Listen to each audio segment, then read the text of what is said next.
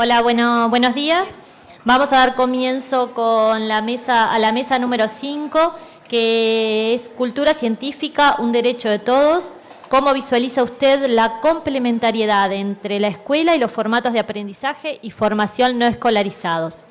Para esta ponencia vamos a tener una mesa, creo que muy bien representada, por lo menos con todo el Mercosur presente. Tenemos Argentina, Brasil, Paraguay y Uruguay, todos representantes y todos personas que trabajan en programas que tienen que ver con esto de la educación formal y no formal. Y bueno, la idea es que ellos nos presenten su visión sobre qué complementariedad hay entre estas dos diferentes formas, pero también de aprender.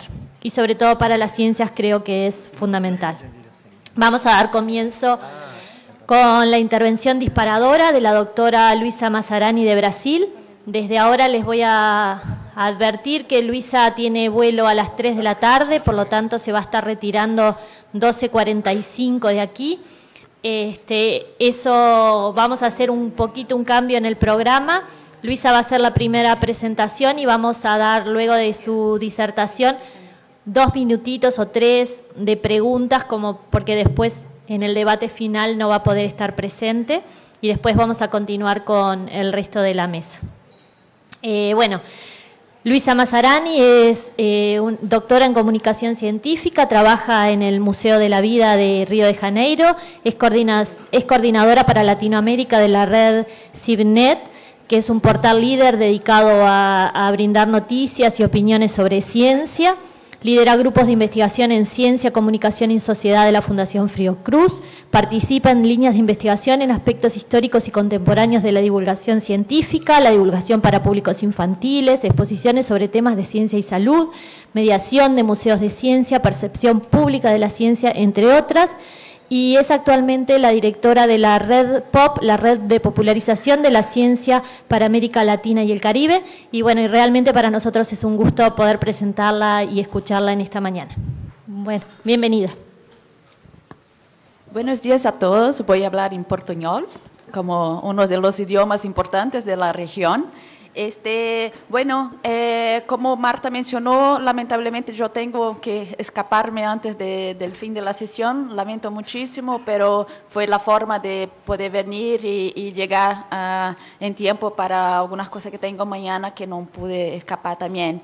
Bueno, entonces, primero comentar que como directora ejecutiva de la Red POP, la Red de Popularización de la Ciencia y la Tecnología para América Latina y el Caribe, es un honor recibir esta invitación de estar aquí con ustedes hoy. La invitación expresa un movimiento importante en América Latina y otras partes del mundo de incluir la popularización de la ciencia, caracterizada como enseñanza no formal, en las discusiones sobre educación en ciencias y sobre la cultura científica. En mis comentarios en este seminario, quiero en particular discutir algunos desafíos de establecer una cultura científica en nuestros países bajo la perspectiva de la educación en ciencia y de la popularización de la ciencia. Quiero llamar la atención a algunas visiones que me parecen equivocadas en el proceso de consolidar una cultura científica. Del punto de vista de la propia ciencia, hay cada vez más la comprensión de la importancia de la popularización de la ciencia. Por ejemplo, un estudio muy interesante en Argentina, realizado por Susana Gallardo y colaboradores, en verdad el primer autor no puede decir el apellido, por eso menciono a Susana, con 852 investigadores de distintas disciplinas, enseñó que la influencia más importante con respecto a la vocación científica son los profesores en las escuelas. El estudio también enseñó que la popularización de la ciencia a través de distintos medios, como libros, artículos de ciencia en diarios y visitas a museos de ciencia, también ejerce un papel central al momento de elegir una profesión en ciencia. Estimular a jóvenes a encantarse por la profesión de científico, por supuesto, es importante. Sin embargo, al pensar en establecer, de hecho, una cultura científica en nuestros países, necesitamos reflexionar sobre algunos aspectos que me parecen importantes relacionados al tema. El primer de estos aspectos es la visión de que a la gente no le interesa la ciencia. A mi ver, esta visión es una visión equivocada. Aunque ha empezado retrasado con respecto a Europa y Estados Unidos, en América Latina hay un esfuerzo importante de hacer encuestas sobre qué piensa la gente sobre la ciencia y la tecnología. Los datos varían de país a país, pero en la gran mayoría en que hay datos, lo que vemos es que la gente sí se expresa muy interesada o interesada en temas de ciencia y tecnología. En Brasil, por ejemplo, que es mi país y que conozco mejor el contexto local, de acuerdo con una encuesta nacional del año de 2010, realizada por el Ministerio de Ciencia, Tecnología e Innovación y nosotros del Museo da Vida, una parte significativa de la población, de los encuestados, el 65%, afirmó que sí tiene interés por la ciencia y la tecnología. Este valor es interesantemente es muy semejante en verdad al porcentaje de los encuestados que afirmaron tener interés en deporte, que fue del 62% y que, como ustedes saben, el deporte es el orgullo nacional, ¿verdad? Es decir, insisto que la idea de que a la gente no le interesa la ciencia es equivocada. Sin embargo, la misma encuesta en Brasil enseña que hay una brecha entre los que afirman que tienen interés por la ciencia y los que efectivamente son un público activo con respecto a la ciencia, por ejemplo, buscando informaciones de ciencia, consumiendo productos de divulgación científica o participando de acciones ciudadanas relacionadas a la ciencia y tecnología.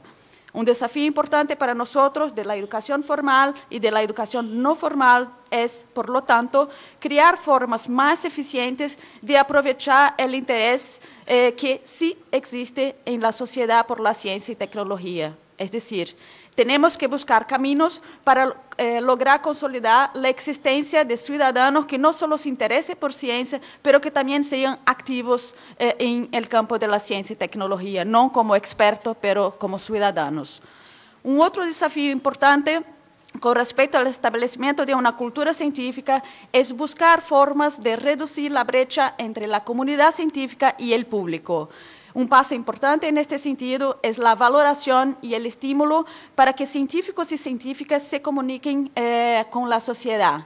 En Brasil, por ejemplo, hay algunos esfuerzos para justamente implementar acciones con estos objetivos. Sin embargo, los científicos necesitan estar más bien preparados para comunicarse con el público, en una comunicación que sea de mano doble, en que todos tengan voz y todos también escuchen. Es decir, los científicos y científicos necesitan escuchar también al público. Esto lleva a un otro desafío importante, quizás el más importante hoy en día, con respecto al establecimiento de una cultura científica, que es la visión existente de público por parte de la sociedad.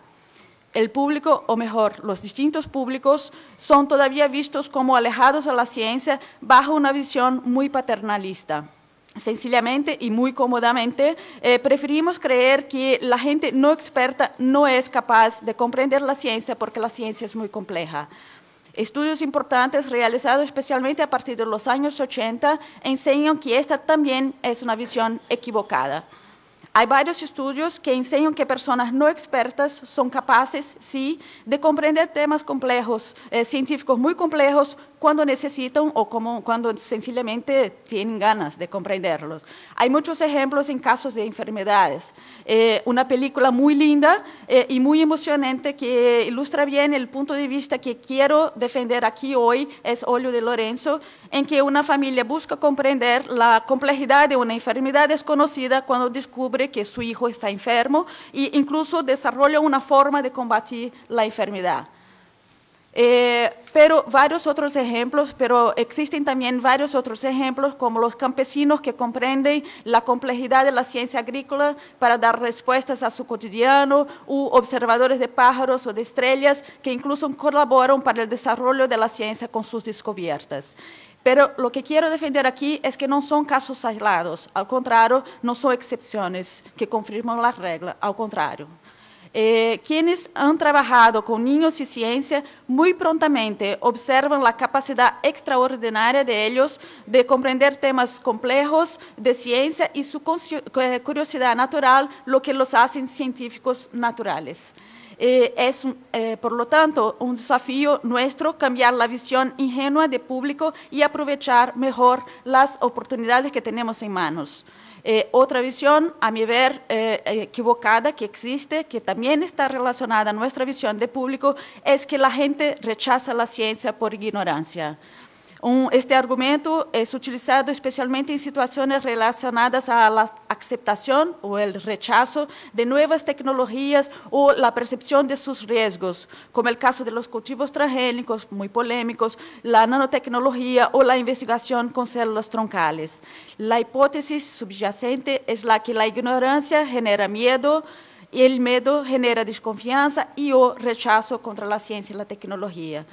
En un artículo que publicamos, Castelfranchi, Vilela, Lima, Moreira y yo, en diciembre, justamente buscamos enseñar, con base en la encuesta que me referí antes, la encuesta nacional realizada en Brasil, que el nivel de actitudes optimistas con respecto a la ciencia no depende del nivel de escolaridad de la persona o del nivel de acceso a la información.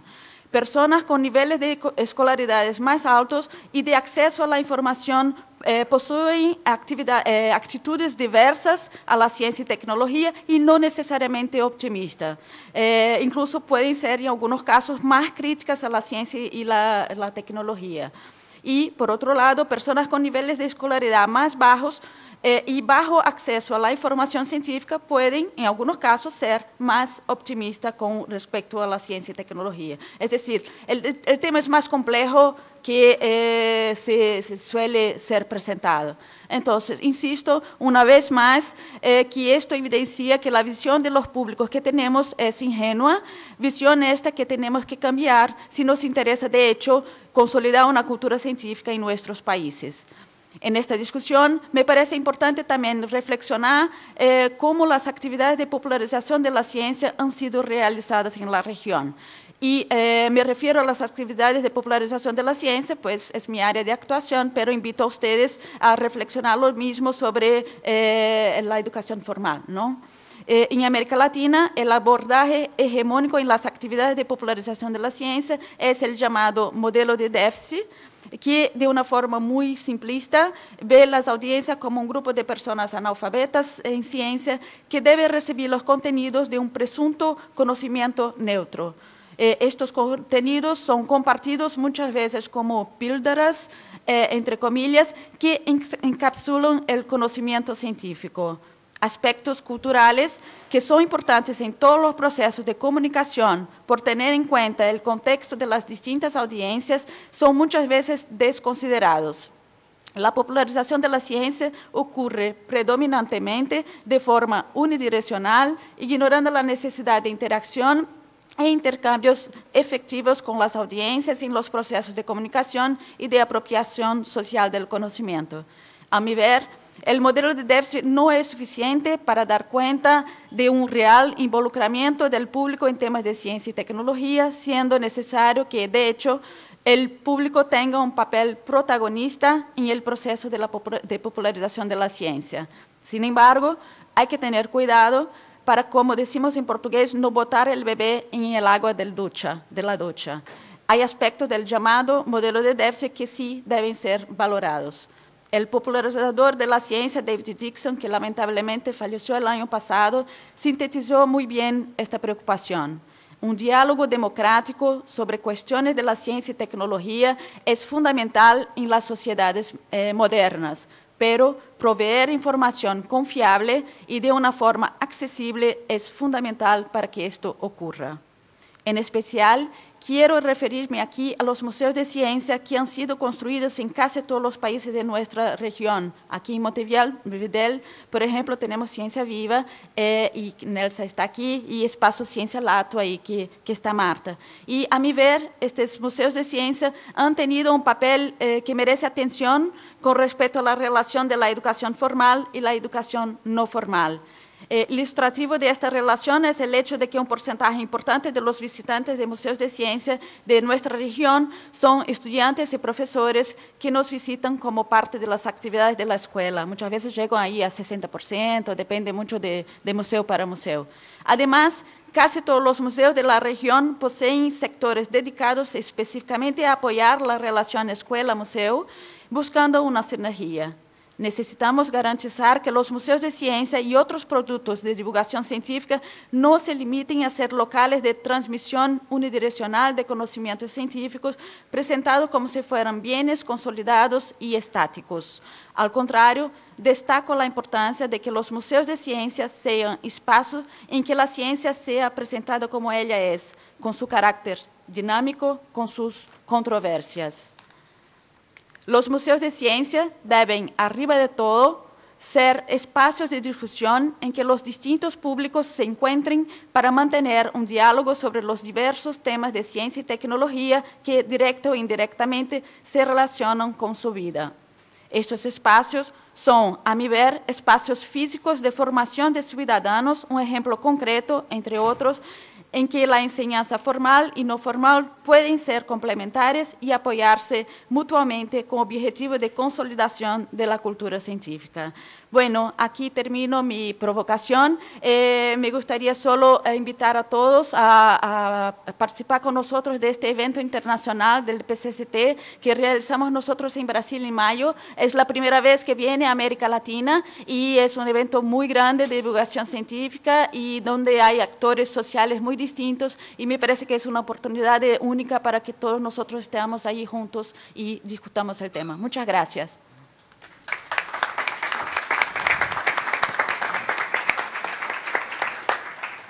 Bueno, como les había dicho al principio, si alguien le quiere hacer alguna consulta concreta, quizás 1, 2 preguntas para Luisa y luego continuamos.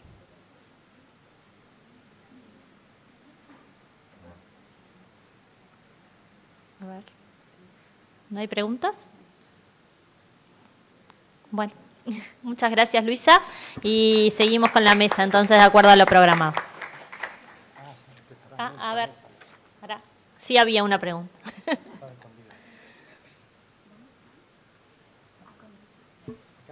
Acá.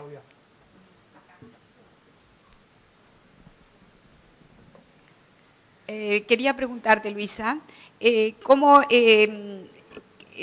describirías el relacionamiento que Museu da Vida tiene con la educación formal? ¿Existe esa vinculación? ¿Cómo la lograron?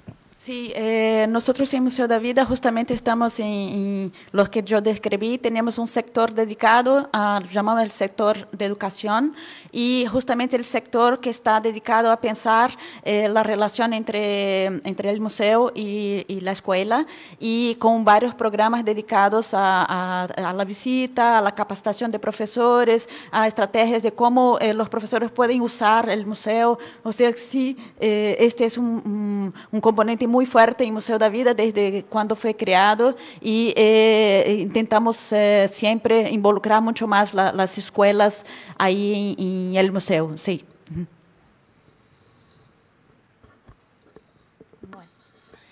Bueno, muy bien. Ahora seguimos con el programa. Vamos a presentar a la panelista que viene de Argentina. La profesora Graciela Roldán de Miondo es responsable del programa del Museo Interactivo de Ciencias de la Comisión Administradora para el Fondo Especial de Salto Grande.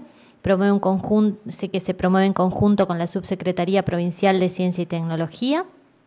Ella ha coordinado actividades científicas en el departamento de Concordia, también ha tenido actividad como docente y ha trabajado e impulsado los clubes de ciencia a niveles locales y también ha participado con los clubes a nivel internacional. Bueno, bienvenida Graciela y escuchamos.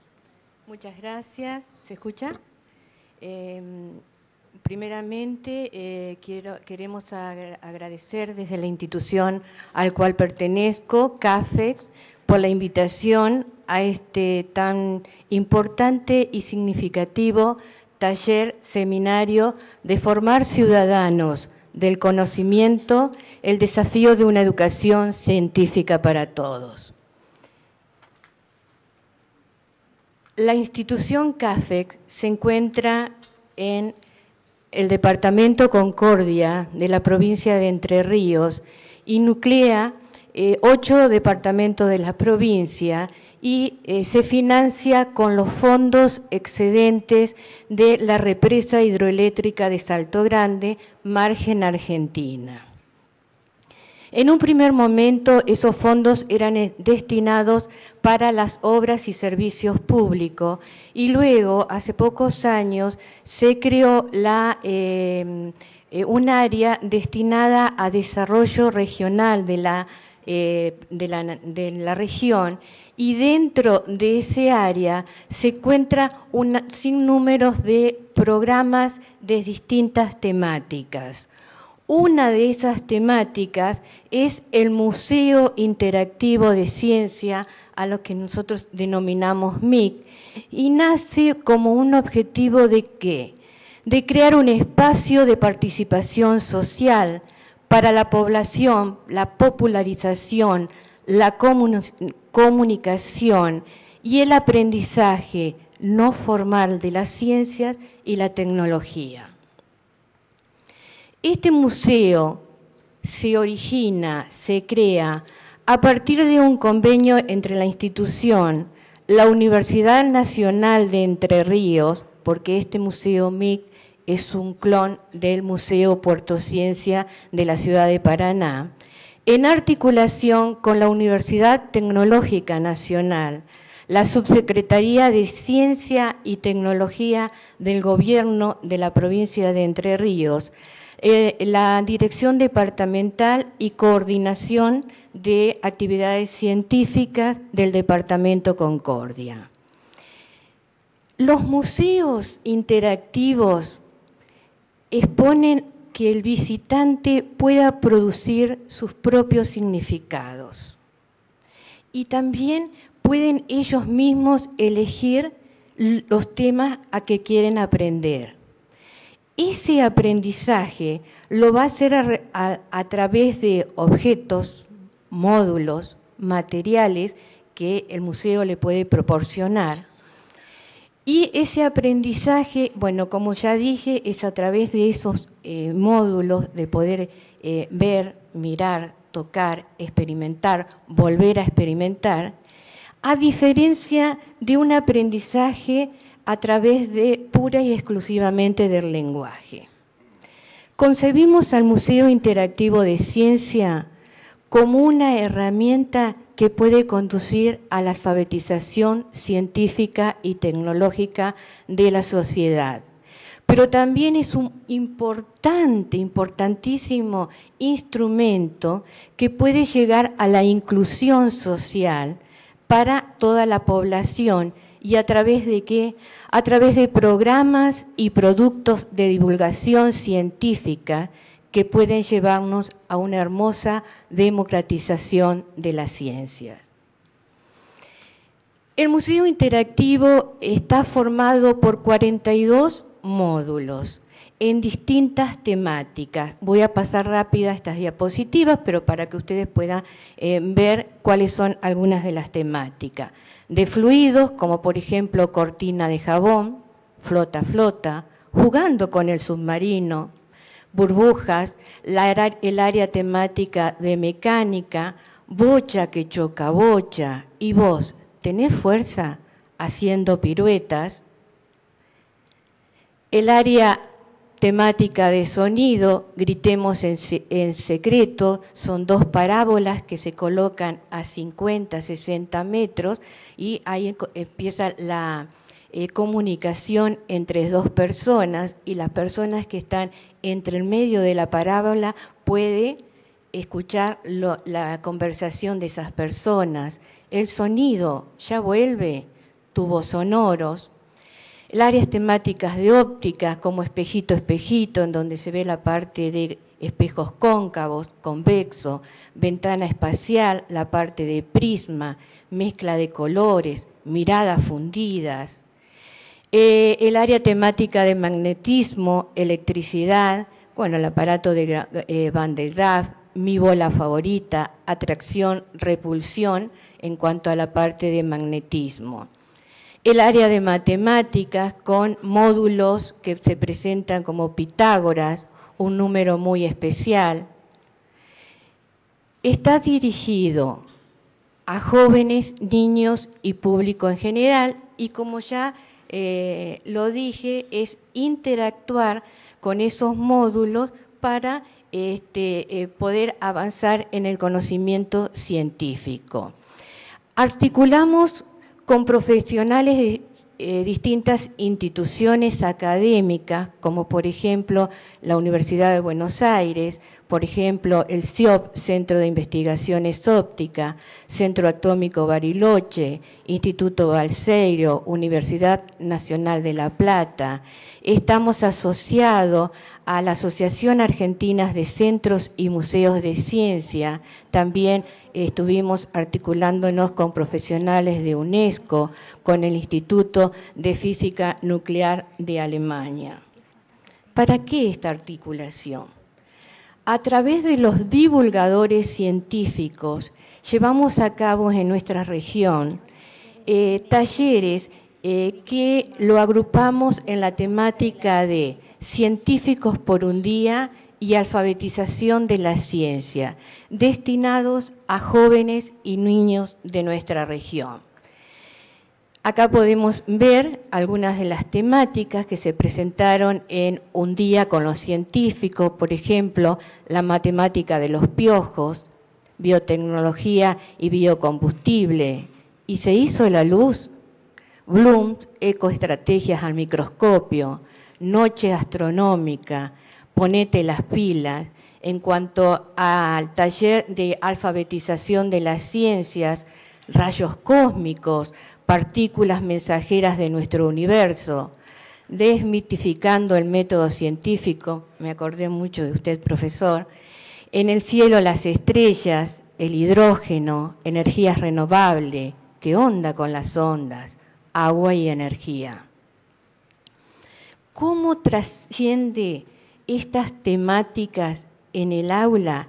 Bueno, a través de un registro de propuestas didácticas que les presentamos a los docentes, que los puedan ir trabajando según las temáticas en los talleres, con sus alumnos, con una serie de ítems, y a su vez, cuando ellos vienen a retirar el certificado en forma totalmente optativa, presentan alguna actividad y con esa actividad se articula con el disertante, es decir, hay una articulación científico, docente, alumno. ¿Cómo podemos medir o evaluar la percepción, la valoración que los visitantes realizan ante el MIC y cómo podemos, si podemos decir, evaluar lo aprendido en algunos temas científicos ante una modesta y sencilla encuesta que con una serie de preguntas, preguntas abiertas, preguntas cerradas, que vamos a resumir algunas de ellas. Por ejemplo, ¿qué opinas del museo? El 81% es excelente, siguiendo con un muy bueno del 15% y un bueno del 5%. Le ponemos a consideración qué te sirvió la visita del museo, y las respuestas son: me divertí porque pude tocar los aparatos, aprendí sobre temas de ciencias, me hice preguntas sobre temas científicos. Y cuando le pedimos que escriba alguna explicación científica en el funcionamiento de algunos de los aparatos, el 52% contesta la pregunta, pero de ese 52%, el 30% responde lo que se le solicitaba, es decir, lo que se podría considerar una explicación científica. El museo, ya termino. El Museo Interactivo de Ciencia es un museo itinerante dentro de la región de Salto Grande. Hace 1 año y medio que está en funcionamiento, tuvo 25.000 personas que los visitaron. Las participaciones en jornadas y talleres, alumnos, docentes y público en general, fueron de 5.000, y la propuesta didáctica traída por los docentes, un 40% trabajó. El Museo Interactivo de Ciencia Es un museo que está abierto durante todo el año, vacaciones de verano y vacaciones de invierno. Vienen también turistas de nuestra región, de nuestro país y del mundo. Y podemos abrir las puertas diciendo, ¿podemos hablar de turismo y ciencia? Muchas gracias.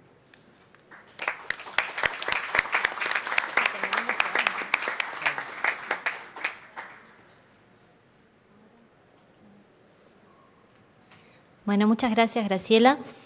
Ahora vamos a pasar a continuar con las presentaciones. Le vamos a dar la palabra a Sonia Rocío Alonso Sosa de Paraguay. Sonia es coordinadora general de la Feria Internacional de Ciencias y Tecnología CIENCAP del Colegio Asunción Escalada. Es docente de nivel medio y universitario de la Facultad de Medicina e Ingeniería. Y bueno, nos va a contar acá un poco su experiencia y intentará responder a la pregunta del desafío de la mañana de hoy. Bienvenida. Muchas gracias. Buen día para todos. Primeramente, mi agradecimiento de parte de mi institución a toda la organización por la atención desde el primer momento, ¿verdad? Y en todos los detalles previstos realmente nos sentimos como en casa o mejor que en casa. Muchísimas gracias. Trabajo en la institución Colegio Nacional Estatal Asunción Escalada, en donde el desafío más grande es la presentación de las ferias científicas. Como colegio estatal, lógicamente, siempre tenemos los parámetros de los recursos en cuanto a esto. Teniendo en cuenta, lógicamente, la cultura científica, un derecho de todos. Como visualiza usted, la complementariedad entre la escuela, formatos de aprendizaje y formación no escolarizada.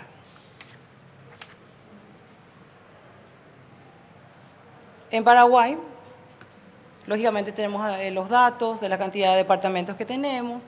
Somos un país de idioma español y guaraní y estamos trabajando en la difusión de la feria científica a nivel país. Esta idea surgió en el 2003 de 10 docentes que queríamos mostrar nuestro trabajo, que solamente lo teníamos entre 4 paredes. Era toda una excelencia que a nivel país no se conocía. Entonces tomamos el desafío de empezar una feria en el 2004. En el 2004 empezamos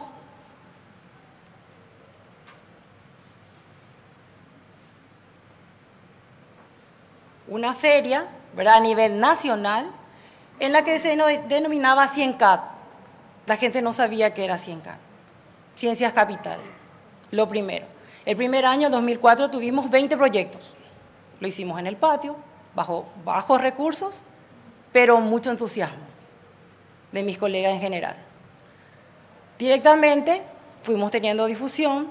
En el 2005 y 2006 lo hicimos a nivel nacional, proyectos del interior que se animaban a presentar.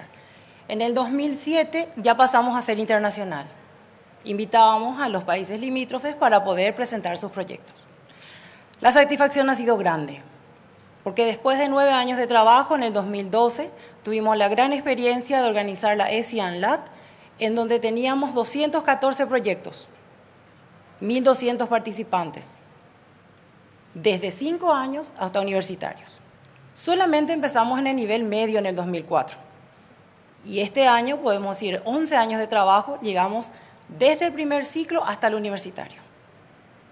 Todos apuestan a la ciencia. Aparte de eso, de la coordinación, somos docentes de aula, física y matemática. Desde el punto de sentarme con mi alumno y preguntarle, ¿qué querés investigar? Entramos a las aulas, nosotros somos media diversificada, pero tenemos escolar básica. Entramos a los 7º grados y les preguntamos, ¿quién hace el proyecto? ¿Saben lo que es un proyecto? ¿Qué querés investigar? Escuchamos ideas locas. Escuchamos ideas de repente que decimos, ¿qué vamos a hacer? Pero tratamos de visualizar y mostrarle que sí puede investigar. Tenemos laboratorios, tenemos aulas temáticas. Cada alumno viene con una idea diferente. Tenemos resultados grandes a nivel colegio. Nos enriquecemos a nivel primero institución. Primero que conozca nuestra institución quiénes somos. Y después a nivel país. Hacemos charlas y seminarios para los docentes que quieran entrar a proyectos. Trabajamos como tutores.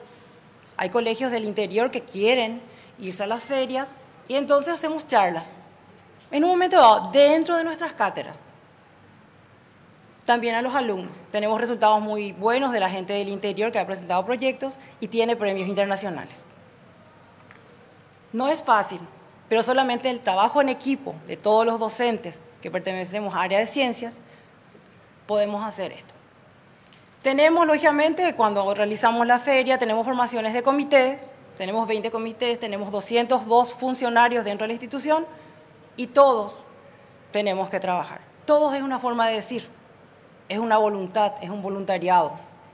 Hacemos seminarios dentro de la feria de tal forma de enriquecer los conocimientos de nuestros pares.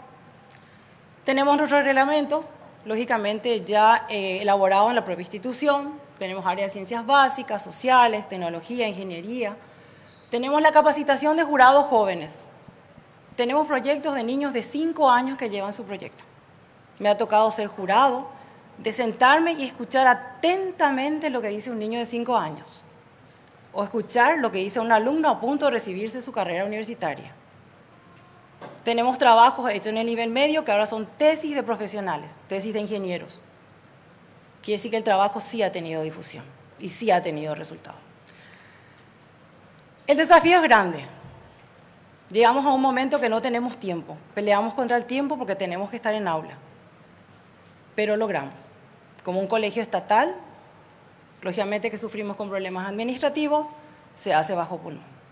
Cuando tuvimos el de la ESI, nos presentamos para pedir los auspicios y nos decían, están locas, dejen, no hagan, pero logramos. Fue un trabajo que realmente valió la pena y decir, después del 5.º día terminamos, y resultados excelentes. Los jurados nosotros lo capacitamos, pero a docentes de aula, justamente a mi compañera que es coordinadora del comité científico, que viajamos juntas, la profesora Amapola que está, trabajamos directamente en la capacitación de ellas. Estamos en aula y fuera de ellos. La coordinación apunta desde conocer al alumno, sentarse y hablar con él y saber qué quiere. Tenemos, lógicamente, los jurados vienen del Ministerio de Educación, la Universidad Nacional, privadas, tenemos un comité de revisión científica, los tutores docentes. ¿Y la motivación cuál es? ¿Para qué expongo? ¿Para qué me voy? Son 5 días. Las acreditaciones internacionales en donde pueden viajar otra vez ellos y poder hablar con sus pares. Ese es el resultado más grande. Aprendizaje de los jóvenes mediante el intercambio internacional con estudiantes de otros. Investigar es nuestro objetivo. Y siempre una problemática. Yo le digo, todo está inventado. Innovar, cambia. ¿Qué es innovar? Te preguntan. Ve un problema y trata de solucionar. Teníamos en una clase, me dice una alumna, profe, me dice, a mí se me roba mi celular 1 vez por semana. Y no sé, María, le digo, tratar de ver una solución. Sí, ya sé qué voy a hacer. Viene al otro día y me dice, ya sé la solución. Voy a crear un sistema en donde el ladrón roba y desde mi computadora voy a hacer que reviente el celular. Y le digo yo, eso es un asesinato. Sí, pero ya solucioné el problema, me dice. Entonces, de repente, esas ideas locas, nosotros tenemos que analizarle y mostrarle cuál es de la parte de la ciencia donde él va a emplear. O de repente me dice uno, profe, yo no hablo inglés. Y me limita a hablar en internet, usa el traductor, pero yo quiero hablar, me dice. Y bueno, crea un dispositivo. Yo puedo crear un dispositivo acá por mi boca y puede salir en inglés. Puede ser buena idea. Tratar de hacer y vemos en la próxima clase. O sea que de repente las ideas tratamos de pasarlas a los profesionales que se encuentran dentro de la institución. El trabajo de por sí, entramos nosotros en las categorías de 4 categorías. Las pandillas científicas, 1.º y 2.º ciclo, las juveniles, 3.er ciclo, educación media y universitaria. Después de 11 años de trabajo, hemos llegado a las 4 categorías con un éxito realmente. Tenemos lógicamente los formatos de aprendizaje, tenemos las ferias, la presentación, los niños de por sí, del nivel medio, universitario, que interactúan durante 4 o 5 días. Relativamente depende de cómo vamos haciendo, los montajes, la formación y directamente la interacción entre ellos. Tenemos lógicamente las visitas internacionales, tengan algunas, que es la que tenemos de Uruguay, Argentina, Brasil, México, Paraguay, y lógicamente hemos llegado a niveles como que de las acreditaciones a Emiratos Árabes, a México, Estados Unidos, ¿verdad? Que los alumnos y tutores tienen esa oportunidad de poder hablar con sus pares en ese sentido.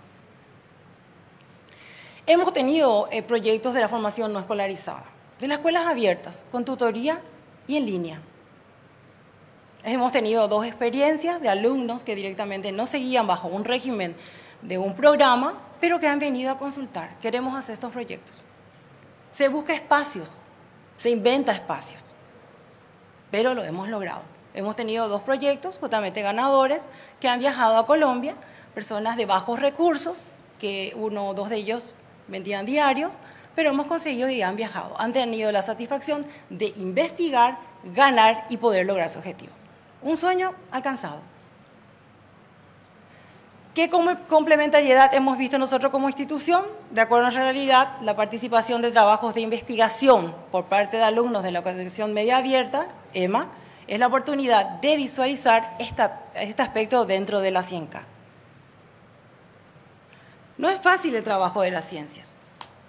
No es fácil y requiere tiempo y voluntad, pero se logra. Se logra, pero con trabajo en equipo. Sola no se hace nada, ni solo. Es un trabajo directamente con buenos resultados. Como decía la mesa anterior, nosotros calificamos que las ferias son escenarios de encuentro y esos encuentros son enriquecedores. Como mi país es bilingüe, le doy las gracias a Huille.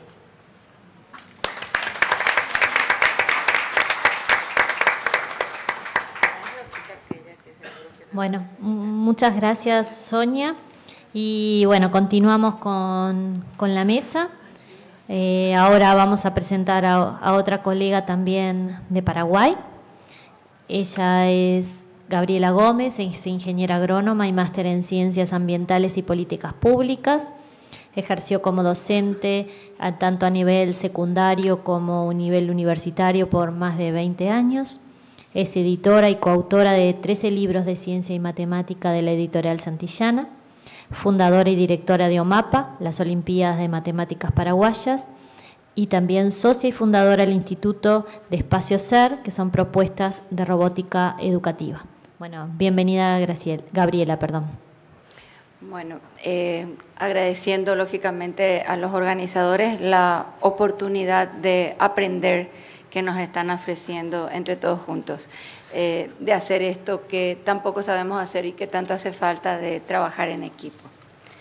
Bueno, realmente dentro de este tema del derecho de todos a la cultura científica, evidentemente, y ya se sabe, y hay hasta investigaciones hechas, los formatos no escolarizados son estrategias válidas para el desarrollo de la cultura científica.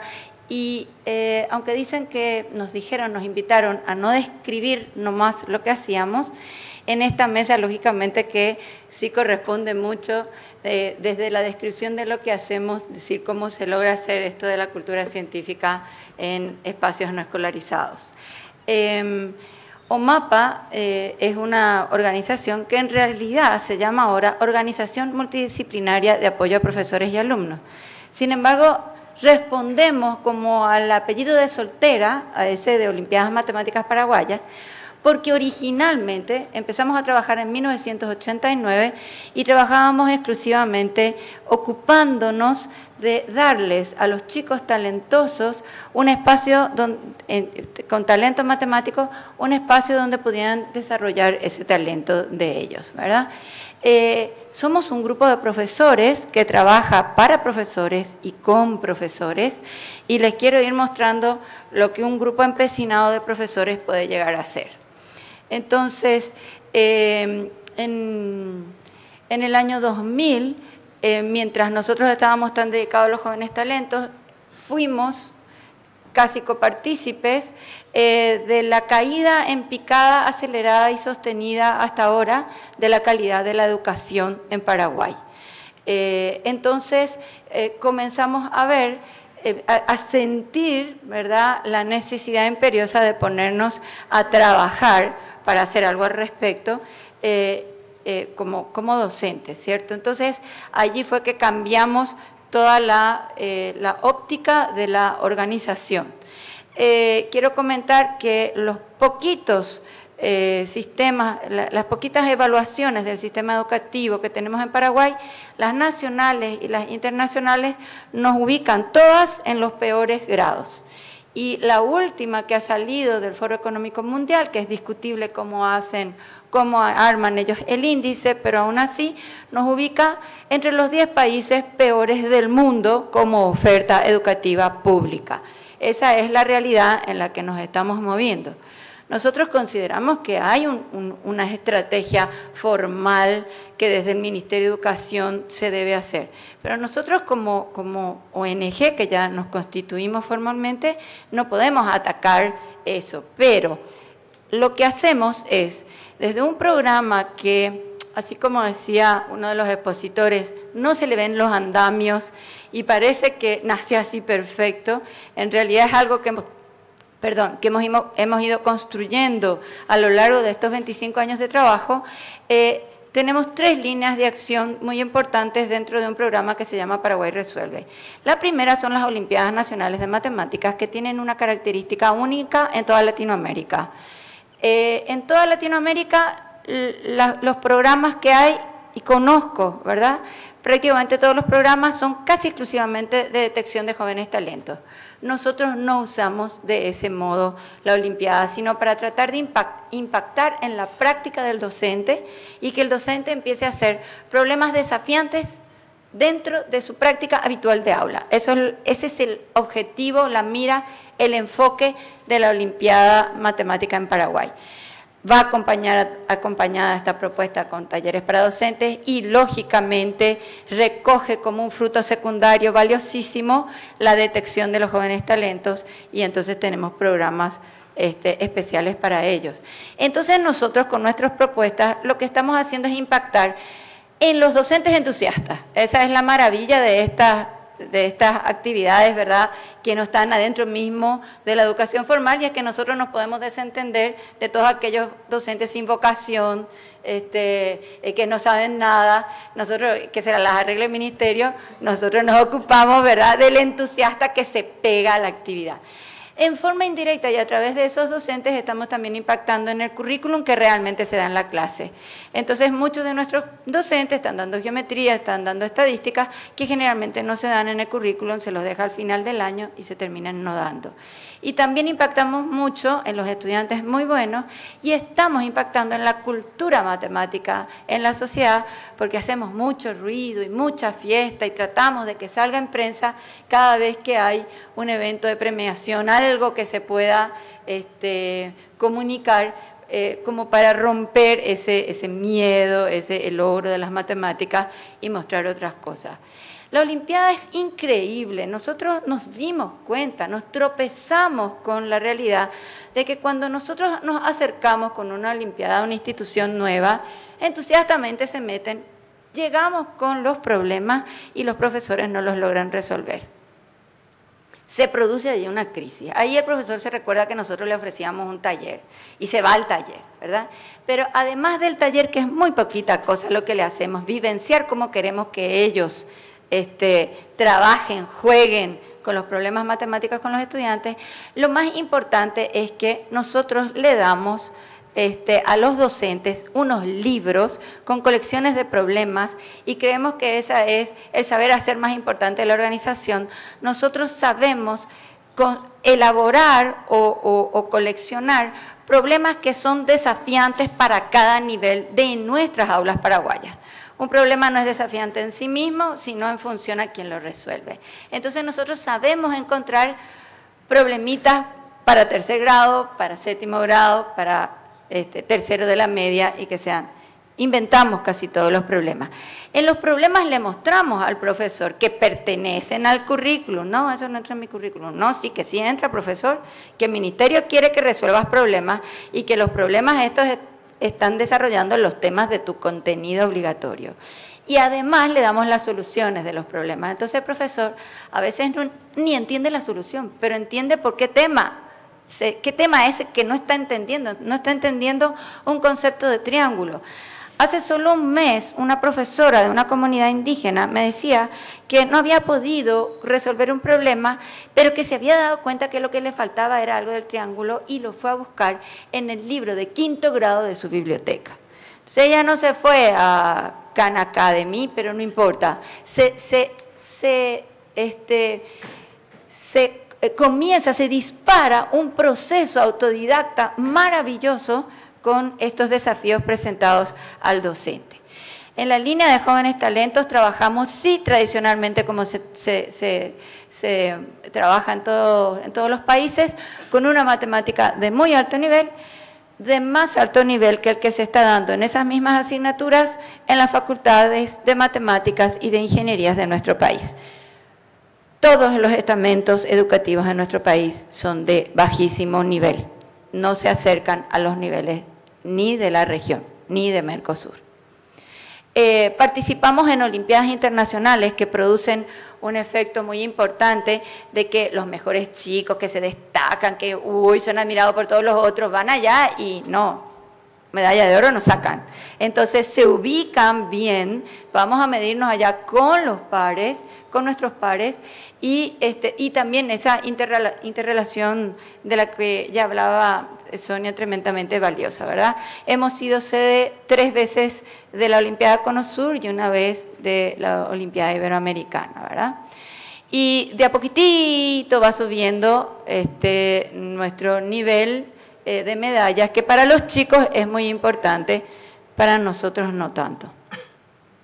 También tenemos involucrada, metida dentro de la Olimpiada de Matemática, la Olimpiada de Astronomía, que no le conseguimos nunca rubro adentro del país, porque no existe luego la carrera, no existe una carrera, entonces es muy difícil conseguir plata para divulgar una disciplina que luego el país no la trabaja, es para exportar chicos solamente, ¿verdad? Pero entonces nosotros la infiltramos en la Olimpiada de Matemáticas, y en cada invitación de Olimpiada para Matemáticas va también la Olimpiada para la de Astronomía. Para la de Astronomía solo conseguimos rubros para viajar. Una forma indirecta de medir qué impacto nosotros tenemos es ver dónde están algunos de los exolímpicos, y ustedes pueden ver, tenemos como 18, 20 exolímpicos en este momento haciendo grado, posgrado y maestrías y doctorados en el exterior en las mejores universidades del mundo. Salieron de uno de los países con peor educación y consiguieron beca e ingresaron en las mejores universidades del mundo. O sea que sí estamos haciendo iniciación científica con ellos. Vemos ahí Nilda, Italia, Diego, Carlos, Matías, Guillermo, Mauricio, Enrique, un montón de gente. Hay un antes y un después. Nosotros trabajamos durante 20 años casi sin dinero. Hemos tenido un convenio con el Ministerio de Educación y con Itaipú en el 2011. El efecto ha sido ese vertiginoso crecimiento en la participación. Estamos teniendo 1 de cada 3 colegios públicos participando con nosotros. Eso quiere decir que tuvimos que conquistar cuerpo a cuerpo a 2.000 directores para que se inscribieran, porque siempre es voluntaria la propuesta, ¿verdad? Entonces, estamos en todo el país, ese ha sido un sueño, y el 60% de los chicos de colegios públicos ha estado el año pasado en un colegio, que su colegio participó de la Olimpiada. Si su profesor le dio problemas, no sabemos, pero por lo menos eso estuvo. Hubiéramos llenado 8 estadios, ¿verdad?, con esos chicos participando. Tuvimos la alegría de poder trabajar un trabajo intenso con comunidades indígenas, que fue exitoso, y hemos tenido todos estos docentes participando en nuestros talleres, y el papelito del diploma no les sirve absolutamente para nada. O sea que realmente les gusta y se pasan de voz en voz que vale la pena el taller y van. Bueno, ahí hay mil detalles. Algo soñado es que estas clases especiales de todos los sábados del año lectivo y 2 talleres de 40 horas intensivas en verano para los chicos fanáticos de las matemáticas, con estos convenios los pudimos hacer en 13 departamentos de todo el país y no solo en la capital. Hacemos ciclos de charlas de Paraguay científico para estos chicos, donde jóvenes científicos nuestros los pescamos de paso y les hacemos hablar de sus temas de tesis con estos chicos talentosos, de forma de incentivar. También lo pasamos por internet, por Ustream. Hemos logrado hacer por primera vez una evaluación de impacto, luego de trabajar 25 años, y lo hemos hecho con ítems abiertos de Teams, de PISA, con asesoramiento de Colombia, y este es el resultado que todavía no está publicado. Se está viendo que inclusive en esos colegios, en los colegios públicos, ¿verdad?, que solo han estado 1 o 2 años con nosotros, hay una fuerte diferencia con aquellos que han estado 3 o 4 años. Hasta a nosotros nos asombra porque muchas veces son 1 o 2 profesores en la institución que se entusiasman y no necesariamente todos. Trabajamos en el área de ciencias, hacemos programas de educación ambiental que los hemos hecho como creíamos que se tiene que hacer. O sea, primero convocamos a todos los estamentos que trabajan con el tema agua, los que en el país, las ONGs de agua, la Secretaría de Medio Ambiente, la empresa que da el agua potable, y entre todos juntos decidimos, acordamos cuáles serían los ejes temáticos que sí o sí un chico paraguayo tiene que saber al final de 12 años de estudio. Y luego de eso vimos de esos cuáles se cruzaban con los currículums del Ministerio de Educación, de 3º, 4º, 5º y 6º grado, y así hicimos nuestras propuestas, son dinámicas, experimentos sencillos para ser aplicados en el aula y tratar esos temas. Trabajamos también con UNESCO y en alianza con WET en el proyecto que se llama Agua y Educación, que esto es para los profesores de secundaria. El libro se hace, Dios mío, cómo pasa el tiempo. El libro se ha hecho en alianza con la Asociación de Recursos Hídricos de Paraguay y tienen algunas fotos paraguayas. Allí hay una feria de ciencia infantil que solemos hacer. Estos son los profesores que hemos formado en educación ambiental con cursos de 100 horas que antes el Ministerio de Educación validaba, ahora cambiaron las leyes y ya nosotros ya no tenemos acceso. Trabajamos en la Feria de Innovación de Ciencias, organizamos la participación de Paraguay en la Feria de Innovación y Ciencias, que es muy bonita, que se organiza desde el PTI Brasil y que tiene una característica y es que abarca todas las ciencias. Y acá hay algo que decir, acá estamos hablando, a cada rato hablamos ciencia y sacamos a la matemática, le sacamos la ciencia, no metemos a sociales, no metemos a nada humanitario en la ciencia. Eso a mí me tiene a cada rato así que me produce todo escalofrío. Me parece que si nosotros no tenemos una cultura científica que abarque toda la ciencia, tenemos mucho trabajo que hacer para culturizar científicamente a todos, ¿verdad? Bueno, entonces nos está yendo bien en las ferias, tenemos una de informática que es de programación, está hecha por los exolímpicos, ellos dicen que va a ser más grande que la de matemáticas. Para nosotros la comunicación es muy importante, interactuamos con todos desde la web, desde Facebook, tratamos de participar mucho en prensa y estamos empezando a hacer lo que decía nuestra presentadora inicial, unos programas de radio en los cuales invitamos a los científicos a hablar de temas oportunistas. Apesta el lago de Pacaraí por las cianobacterias, traemos a los biólogos que están estudiando las cianobacterias. Escándalo porque se liberó la casa del Teyú, traemos a los de vida silvestre, además de otros temas puntuales. Ya se me acabó el tiempo, dice. Bueno, lo hacemos en alianza con mucha gente. Desde estos proyectos hemos sido muchas personas, fíjense, muchos exolímpicos, chicos jóvenes entre 35 y 20 años trabajando en nuestra organización, delegados en todos los departamentos trabajando con nosotros. Y quiero cerrar diciendo que en esto que estamos hablando del derecho de todos, quiero reivindicar el derecho de los docentes de participar en la construcción colectiva. Nos dejan afuera, gente. Nos dejan afuera. ¿Cómo es eso? Si los que hacemos la tarea somos nosotros. Gracias.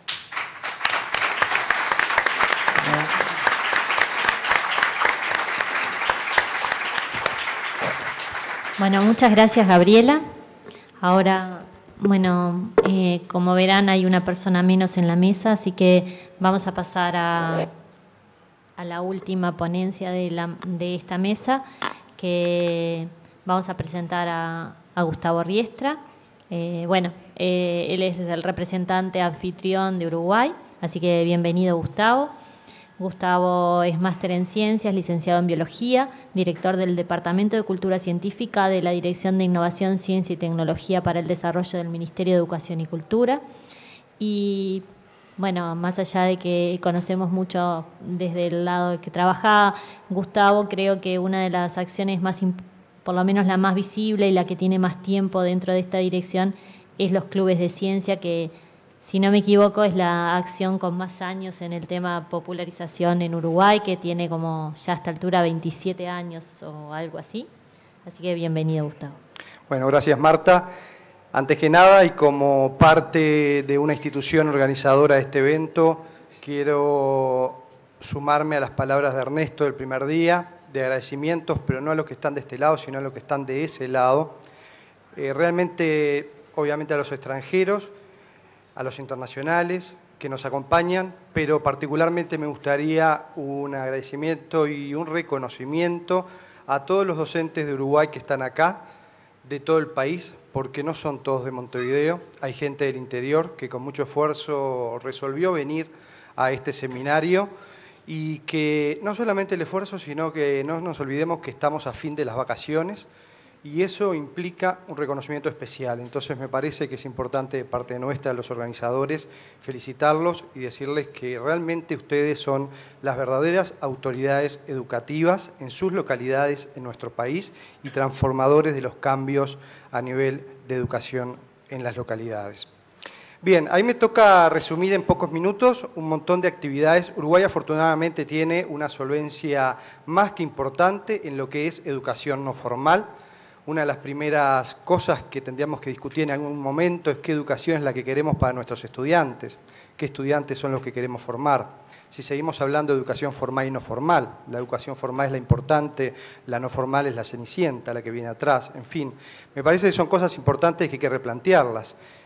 Realmente la educación es una sola y no importa dónde se imparta, lo que queremos es estudiantes educados, estudiantes con formación, con destrezas para la vida. Uruguay en el año 2010, en el Plan Nacional Estratégico de Ciencia, Tecnología e Innovación, por primera vez en su historia, deja por escrito algo que no es menor. La misión es crear las condiciones para que el conocimiento y la innovación se vuelvan instrumentos primordiales del desarrollo económico y social, aumentando significativamente la inversión social en actividades innovadoras. En el objetivo 3, particularmente dice, desarrollar capacidades y oportunidades para la apropiación del conocimiento y la innovación inclusiva. Y en el subobjetivo 3.3 dice, fomentar el espíritu científico, tecnológico y emprendedor de niños y jóvenes a través de programas de popularización de la ciencia y la tecnología. A partir de ese año, algo como decía Marta, este es un programa que en realidad tiene su origen en 1985, es un programa que se fue construyendo por un montón de gente que ha pasado por él durante todos estos años y que le ha invertido mucho esfuerzo, mucho tiempo de su vida, mucha dedicación. Ahora está dentro de una línea estratégica de desarrollo del país. Pero también hay una cierta coherencia. En el libro Programa de Educación Primaria, en la página 89-90, dice que es importante que el niño identifique el problema, diseñe estrategias de resolución, recoja e interprete resultados, elabore sus propias explicaciones, compruebe la validez de las mismas, explique y argumente sus respuestas. Escuchamos en la mesa anterior, creo que fue María, que comentaba que en lo que son los protocolos o procedimientos de las salas hay libertad también para los docentes de poder estructurar de alguna manera el currículum de acuerdo a las necesidades de las localidades, de las instituciones. Hay que aprovechar esas herramientas que tenemos, que a veces desconocemos o que nos falta de alguna manera la sistematización para poder llevarlo adelante. Pero el escenario está y hay que aprovecharlo. Y hay que aprovecharlo rápido, porque las generaciones van pasando. Ahora, obviamente tenemos que romper rápidamente con determinados estereotipos, ¿no? Yo me sumo a lo que mostraba Andrea Cabot, obviamente no Andrea, sino Quino, yo también acá me hago partícipe de algo, ¿no? Mafalda es un ser espectacular para trabajar un montón de cosas en la educación. Y dice, y ahora, por favor, enséñenos cosas realmente importantes. Yo creo que es importante eso, que en este gráfico se ilustra lo de la naftalina, este comentario. No podemos hacer caso omiso a algo que realmente todos lo sabemos. No podemos, como a veces cuando limpiamos, tiramos la tierra debajo de la alfombra, ¿no?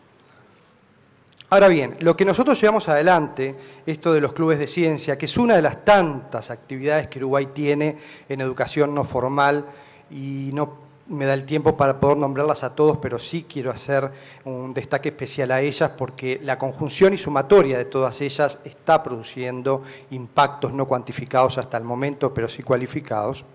En el caso nuestro, nosotros tenemos un principio que es el aprendizaje por proyectos de investigación. Eso es lo que trabajamos a través de los clubes de ciencia, que tiene 3 principios fundamentales, entre otras cosas, ¿no? Utilizar los proyectos como parte del currículum no es un concepto nuevo. En realidad no estamos inventando la rueda. No hay que inventar la rueda 2 veces. Y los docentes lo incorporan con frecuencia en sus clases, pero la enseñanza basada en proyectos es diferente. Es una estrategia educativa integral, no un complemento. Muchas veces nosotros vemos que docentes aplican esta metodología de trabajo, de enseñanza, pero la aplican como un complemento a la educación en el aula. Y nosotros entendemos que no es un complemento, que es parte de las metodologías que podemos aplicar los docentes en el aula. El trabajo por proyectos es parte importante del proceso del aprendizaje. Concepto más valioso en la sociedad actual, en la que los docentes trabajan con grupos de estudiantes con diferentes estilos de aprendizaje. Diferentes estilos de aprendizaje. Algo que muchas veces no estamos formados. Salimos conceptualmente formados, pero no preparados para tener una clase con distintos estilos de aprendizaje, con distintas modalidades. Ahora bien, un enfoque de enseñanza uniforme no ayuda a que todos los estudiantes alcancen estándares altos. Eso lo tenemos que tener en cuenta. Mientras que uno basado en proyectos construye sobre las fortalezas individuales de cada estudiante y les permite explorar sus áreas de interés dentro del marco de un currículum establecido. Esto seguramente ya lo vieron todos, está en las páginas web, en los Facebook, y es una imagen que yo le quería borrar la parte de evaluación, pero bueno, en realidad salió así, ¿no? Para una selección equitativa vamos a hacer el mismo examen para todos. Por favor, trepe el árbol, y ahí hay una diversidad de animalitos, ¿no? Ahora, eso es lo que nos pasa en una clase. En una clase tenemos una diversidad enorme. Cuando tenemos que focalizar en lo que es la educación, tenemos que focalizar también en cada uno de ellos y en que cada uno de ellos tiene una modalidad, un tiempo diferente para aprender. Einstein decía, todo el mundo es un genio, pero si juzgás a un pez por su habilidad de trepar un árbol, pasará el resto de su vida creyendo que es un idiota. Ahora bien, ¿en qué consiste el aprendizaje basado en proyectos? Esta estrategia de enseñanza constituye un modelo de instrucción auténtico, en el que los estudiantes planean, implementan, evalúan proyectos que tienen aplicación en el mundo real, más allá del aula de clase. Y esto es algo que también cuestiono. ¿Qué es el aula? Por un lado decía, ¿qué es la educación que queremos? Ahora, ¿qué es el aula? ¿Dónde enseñamos? ¿El aula son 4 paredes?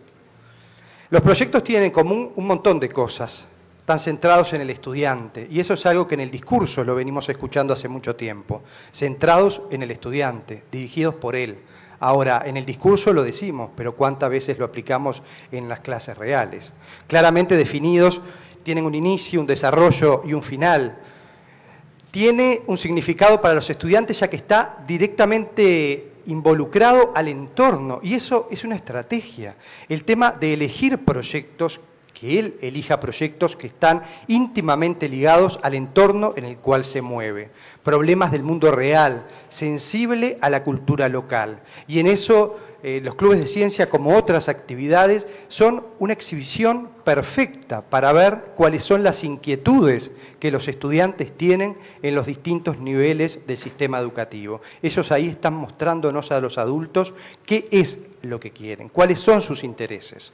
Y es importante que los adultos dediquemos tiempo a escucharlos.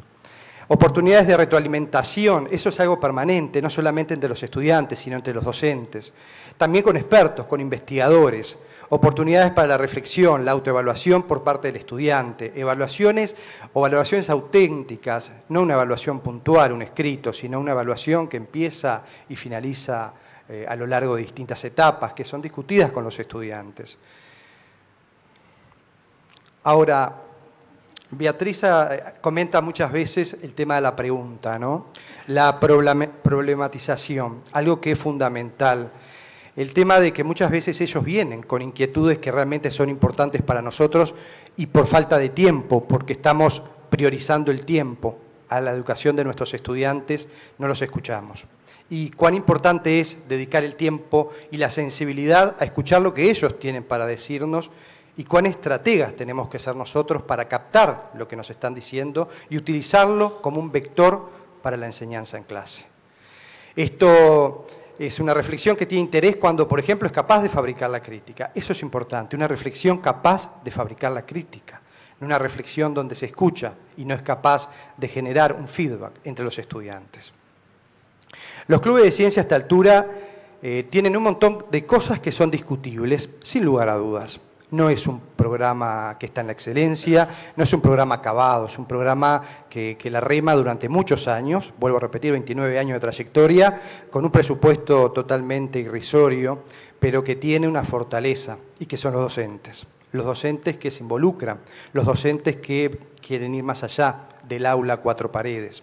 Tenemos un crecimiento importante, digo, ya el año pasado superamos las 100.000 personas en actividades de cultura científica. Más de 100 localidades tienen clubes de ciencia en el 2013 y eso viene en aumento. Se están instalando la cultura de club de ciencias en distintas instituciones y en distintas localidades. Más allá de que se presenten o no a las ferias, eso no viene al caso. Lo importante es si la metodología le sirve como una de las tantas que puede utilizar un docente para poder trabajar los temas de ciencia. Esto no se puede hacer, sin lugar a dudas, si uno no establece redes. Nosotros solos no somos capaces de hacer nada. Yo estoy acá, en realidad, representando todo un equipo de cultura científica de 27 personas, a donde empezamos a sumar un montón de gente. Ahí tenemos más de 350 voluntarios a nivel nacional, que, como bien decían algunos colegas, son ex integrantes de clubes de ciencia, que ahora están en la universidad, están en el IPA, en formación docentes, algunos ya son egresados, y los marcó tanto esta experiencia que ahora están dando una mano, están ayudando a continuar este camino. Son los que el día de mañana van a continuar con la antorcha prendida. Más de 198 instituciones que apoyan, privadas, públicas, mixtas, que apoyan a esta tríada que la forma el Ministerio de Educación y Cultura, la ANEP y la Universidad de la República. Ahora bien, nosotros hablamos de la educación científica, algo que consideramos importante para poder trabajar en el aula, pero hay algo que también es importante, el espíritu creativo, ese espíritu creativo que tienen todos los niños cuando tienen entre 2, 5 años, 6 años y después se va perdiendo. Alguien lo decía el primer día, ¿no? Ahora, una cultura apresurada significa que una y otra vez los adultos interfieren justo en ese momento creativo en el que el estudiante va rumbo a la destreza y le pone fin. ¿Cuántas veces nos pasó ver o ser partícipe de eso? Que un estudiante viene con toda esa emotividad de descubrir tal cosa y uno sin querer le da un planchazo y deriva todo eso para otro lado. Porque no tenemos tiempo, porque hay un programa que nos aqueja, etc. Chuck Jones, quien creó estos dibujitos animados, decía: los niños no son adultos pequeños, son profesionales. Su trabajo es jugar, experimentar, probar cosas diferentes. Un espíritu crítico anima un estilo de ser, una vida llena del deseo de innovar, de explorar nuevas formas de hacer cosas, de convertir sueños en realidad. Queloulet, un químico, dice: en cuanto a la solución de problemas, piensa mucho, luego relájate y permítete soñar. Algo que a veces la educación no nos permite. No nos permite a nosotros, los docentes, y menos a los estudiantes. Ahora, cuán importante es para nosotros el hecho de poder relajarnos y poder soñar, cuánto importante es que los alumnos también puedan disfrutar del aprendizaje, pero para eso primero yo tengo que disfrutar de lo que estoy enseñando si quiero que los que están sentados del otro lado también lo disfruten. La creatividad se arraiga primero en la infancia y eso es importante tener claro, poder impulsar estas cosas. El Ministerio el año pasado realizó una actividad nueva, que es una primera muestra de clubes de ciencia de primera infancia infancia y educación inicial, eran solamente ratitas de 2 a 5 años que participaban ahí. Fue regional y realmente aprendimos mucho. Nosotros teníamos mucho miedo de hacer esta actividad. Se sumó educación inicial y primaria, se sumó el plan CAIF y fue impresionante ver al ministro sentado en el piso donde los chicos le dijeron, tú sentate aquí y escuchanos, y ellos le explicaban un montón de cosas, con su lenguaje, con su terminología, pero con qué pasión realmente transmitían esas cosas, cómo tenemos los adultos que aprender de todo eso.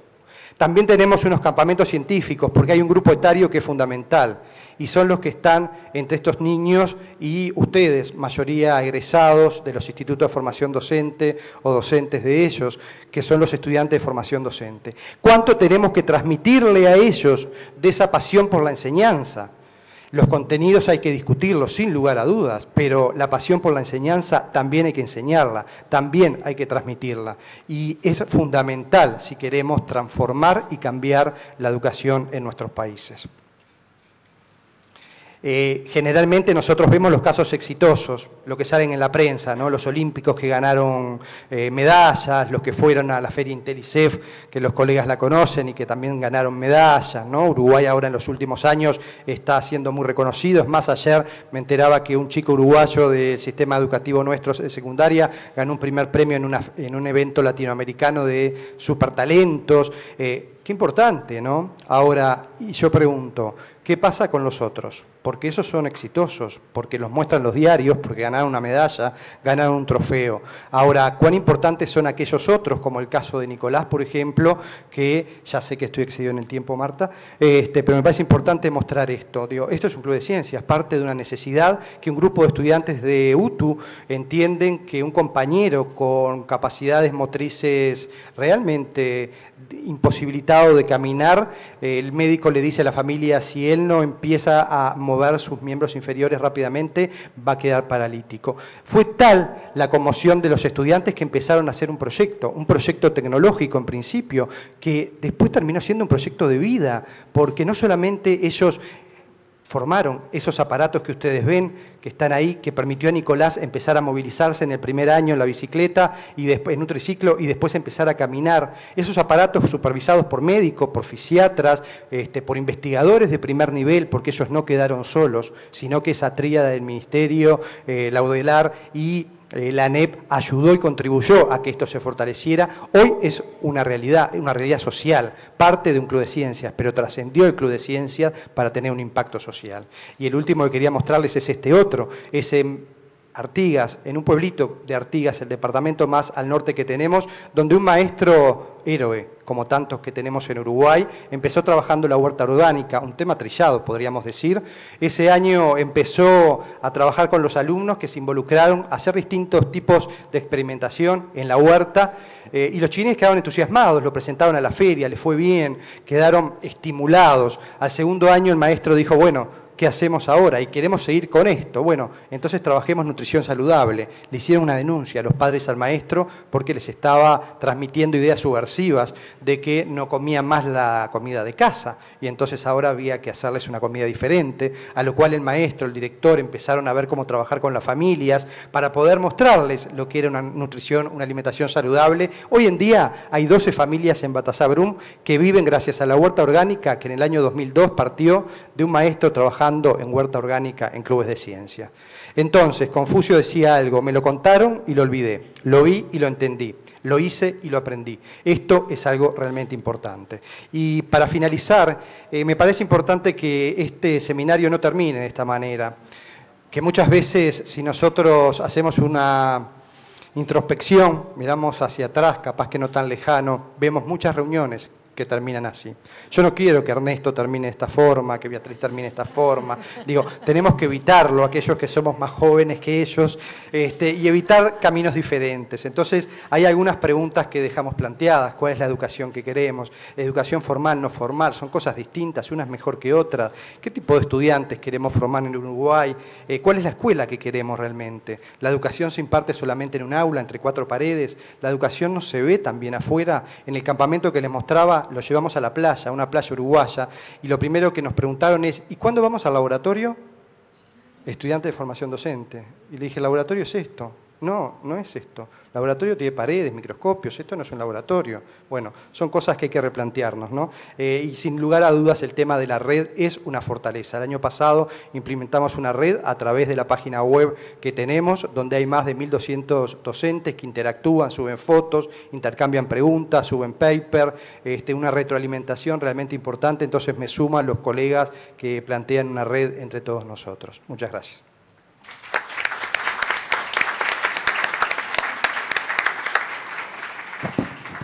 Bueno, Gustavo hizo creo que el cierre de la mesa, nos dejó unas cuantas preguntas para ver si podemos contestar o no, o seguir pensando que va a ser lo más probable. Y bueno, me parece que lo mejor va a ser empezar con la ronda de preguntas. Y bueno, no sé cuántos minutos tenemos.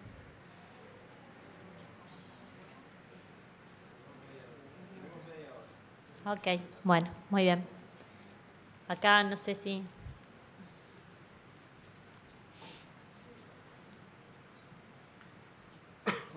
Bueno, hola. Bien. Bueno, quisiera en primer lugar no tanto hacer una pregunta como hacer una reflexión que es complementaria de la que acaba de hacer Gustavo. Yo quisiera hacer un llamado de atención a la variedad de educaciones no formales de que disponemos aquí en el Uruguay. Manejamos estrategias diferentes, en algún caso museográficas, en otro caso pedagógicas, pero todas de alguna manera recogen experiencias muy ricas que indudablemente despiertan el interés. La única evaluación que nosotros podemos tener son del tipo de las que mostró la compañera argentina, en que siempre te dicen que pasaron muy bien, que les encantó estar, que aquí aprendí tal cosa, aquí aprendí tal otra. Muy bien. No disponemos de otro tipo de evaluaciones cualitativas, son dificilísimas de hacer, porque es muy difícil evaluar un impacto que va a estar a largo plazo cuando tú tenés un determinado tiempo de contacto con los jóvenes. Pero sí queremos destacar el entusiasmo y el estímulo que significan los trabajos en la educación no formal. Es allí donde el estudiante, el alumno, el niño no siempre está en el rol de aprendiz. Generalmente va con su familia y termina muchas veces explicando al padre o al abuelo algo que está pasando, o se lo hacen intercambios con compañeros, los hemos visto discutir si eso es una palanca o no es una palanca. No existe una hegemonía por edades y yo creo que esa riqueza que recoge la educación no formal deberíamos intercambiarla con la educación formal. Nosotros tenemos mucho contacto, pero contactos con maestros aislados o cuando vamos con las muestras itinerantes al interior del país, con diferentes actores sociales, pero creo que este relacionamiento debería ser mucho más sistemático y tener espacios de intercambio mucho más frecuentes de los que disponemos aquí en el Uruguay. La red POP es una fuente de riqueza, pero es entre pares también. Esa otra interacción yo creo que es un déficit y un punto que habría que en este momento de alguna manera discutirlo y ponerlo, tratar de superarlo. Nada más. A mí me gustaría hacer un comentario, Nelsa. Estoy totalmente de acuerdo contigo. Creo que Uruguay tiene una fortaleza en lo que es educación no formal, sin lugar a dudas. Estaría bueno mostrarle a los colegas del interior y del exterior estos lugares que nosotros tenemos, que son muy valiosos: Espacio Ciencia, Ciencia Viva, Museo Nacional de Historia Natural, Museo Antropológico, Observatorio Astronómico Los Molinos, y seguiría Museo Nacional de Historia Natural Dr. Carlos Torres La Llosa, seguiría con un montón de museos que hay en todo el país. Yo creo que también nos debemos la discusión de si los mismos, que son herramientas indiscutibles de formación de ciudadanía, son realmente utilizados como debieran ser utilizados. Yo creo que a nivel de Ciencia Viva, de Espacio Ciencia, de los museos de acá en Montevideo, algunos de ellos tienen una publicidad y una concurrencia importante, pero me parece que hay otros museos que debemos todavía integrarlos a la experiencia que tienen todos ustedes, sumarlos porque realmente son importantes. Y si bien es cierto lo que decís, Uruguay creo que le falta mucho de cuantificar y cualificar experiencias, sin lugar a dudas, pero nos falta también en el sistema educativo formal y mucho más en el no formal. Me parece que es muy válido transmitirles de que yo he sentido muchos chicos que comentan, que comienzan clubes de ciencia por la experiencia vivida en Ciencia Viva, en Espacio Ciencia, en los museos que mencioné, en el Observatorio Astronómico Los Molinos. Hay muchos que sirve como desencadenante y eso está bueno. La Semana de la Ciencia y la Tecnología, que algunos la critican porque es algo puntual, pero de alguna manera yo creo que es un puntapié.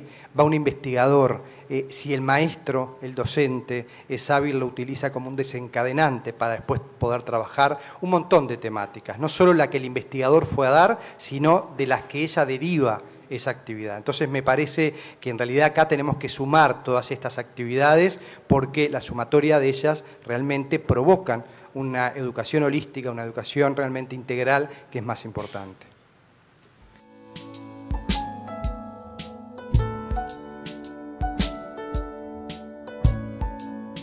Bueno, buenas tardes a todas. Es bueno ver que queda un montón de gente todavía en la tarde del segundo día. Creo que es un buen indicador de lo que viene siendo la calidad de los debates.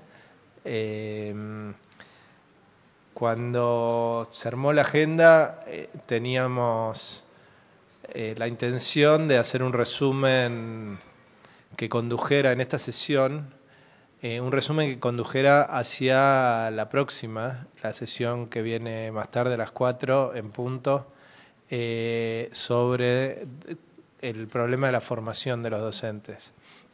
Entonces, queríamos, antes de entrar en esa sesión, hacer una recapitulación de lo que fue el seminario hasta hoy. Vamos a organizarnos acá con Gabriel, siguiendo el antiguo principio del, no sabemos si somos Pinky Cerebro o el policía bueno y el policía malo. Ya nos dirán ustedes cuál es cómo viene la cosa, pero voy a empezar intentando ser, porque no nos pudimos decidir cuál de los dos iba a ser Cerebro, creo que vamos a hacer las del policía bueno y el policía malo. En principio no vamos a hacer un resumen porque cada uno de los moderadores fue excelente a forma de resumen, entonces vamos a llevarlo más a la reflexión y a la provocación para seguir con el espíritu del seminario. Entonces mis reflexiones, que soy alguien que creo que nosotros dos no venimos del campo de la educación y entonces nos pone en una posición un poquito difícil y fácil al ser alguien externo, a la vez que, digamos, te da la dificultad de que a veces podemos no haber captado los matices, pero a la vez nos da la posibilidad de mirarlo desde otra perspectiva. Me pareció, desde mi perspectiva de un especialista en política científica y no en educación científica, que hubo hasta este momento, y por eso es bueno cerrar esta parte ahora, más acuerdos que desacuerdos.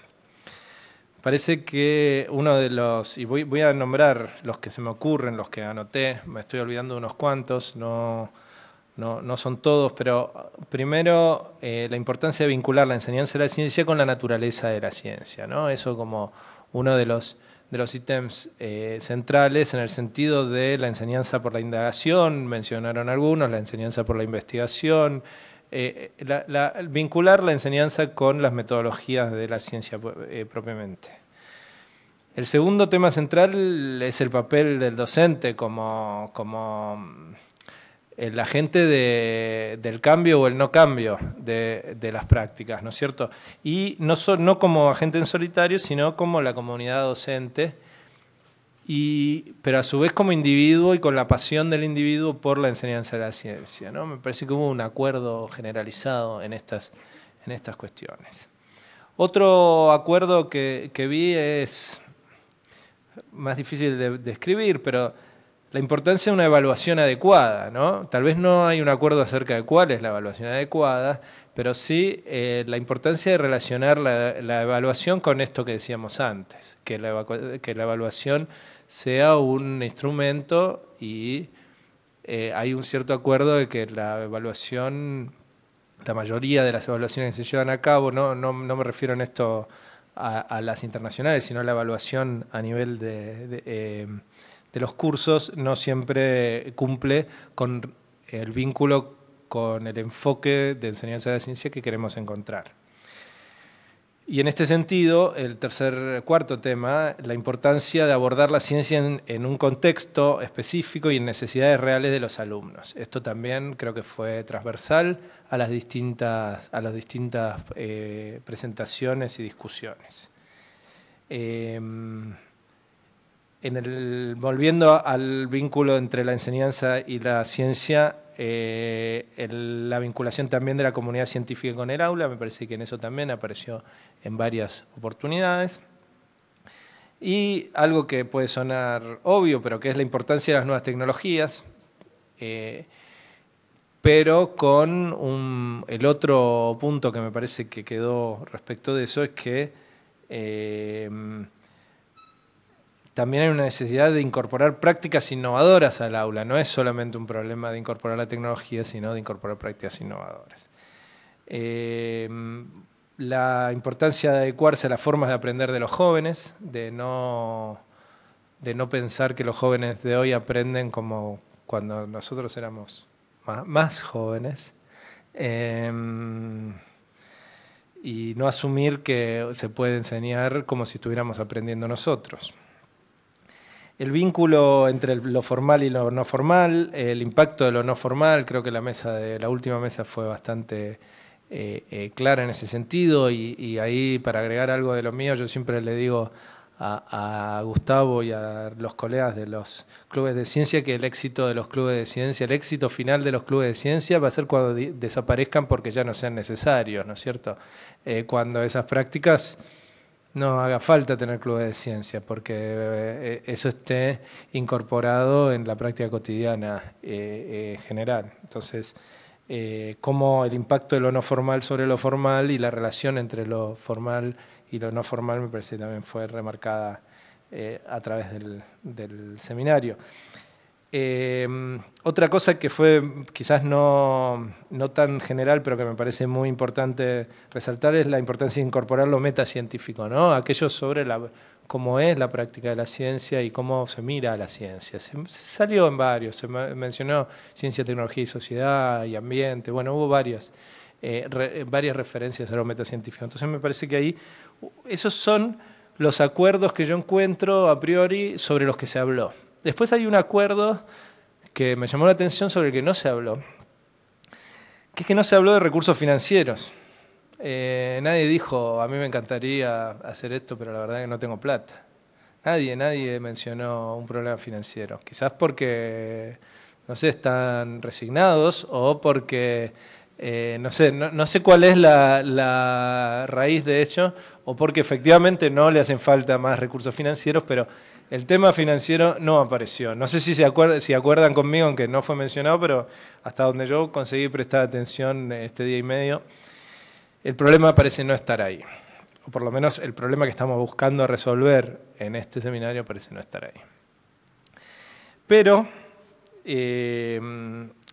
también hubo dos frases que me gustaría citar, que es que hay una contradicción entre discurso y realidad. Lo dijo lo dijo más o menos como esto Ravela en el primer día, y después otra que está referida a la tecnología, pero que creo que está referida a muchas de las cosas que estamos discutiendo, que no cambia la práctica, que hemos cambiado el discurso pero no hemos cambiado la práctica. Entonces ahí es donde me parece que quedan los nudos para seguir.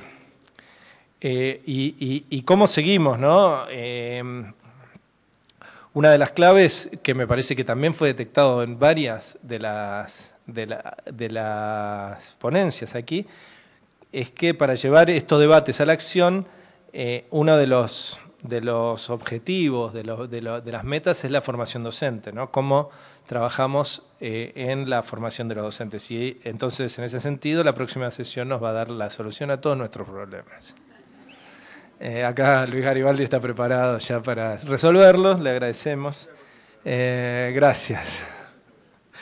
Y después, la segunda, y creo que acá un tema que estuvimos discutiendo ahora en el almuerzo, en parte, y que voy a agregar a lo que había escrito, que es el tema de la investigación, ¿no? Tampoco surgió demasiado el tema de la investigación. Y en ese sentido, la necesidad, bueno, de interactuar entre los distintos grupos de actores, de construir esta comunidad de práctica que estamos hablando, pero que tiene que traer a esto a los investigadores, tiene que traer a los científicos, a los practitioners, a los practicantes de la ciencia y a los que reflexionan sobre la educación científica y a todo lo que veníamos mencionando en cuanto a comunidad de práctica. Para que la comunidad de práctica tenga sentido, tenemos, me parece a mí, que ir en esa dirección.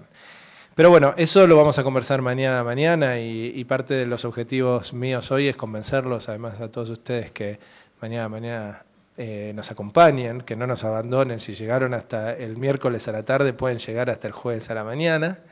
Y bueno, le paso con Policía Malo. Fin. Antes que nada, agradecerles a todos por venir. Y creo que es un buen momento para no hacer esta especie de resumen a mitad de camino, ¿no? Esto dejaría contento a mi madre, que dice que soy un tipo de principios porque nunca termino nada.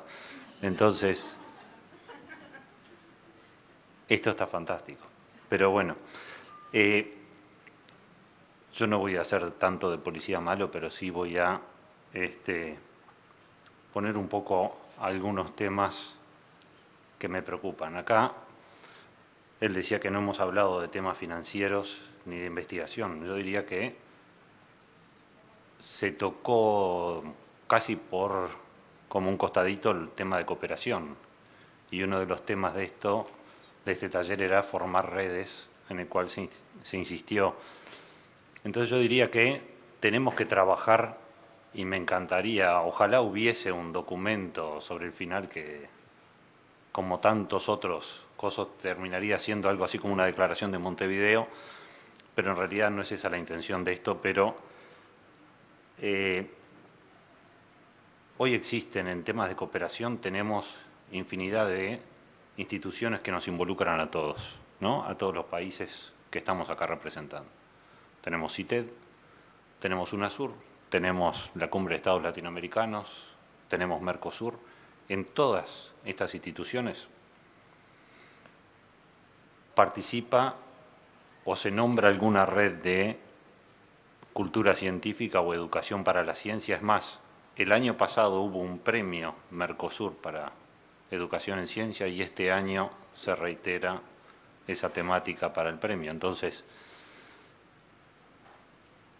una de las cosas que tenemos que hacer es, si no queremos quedar como las calaveritas que mostraba Gustavo, es empezar a poner manos a la obra.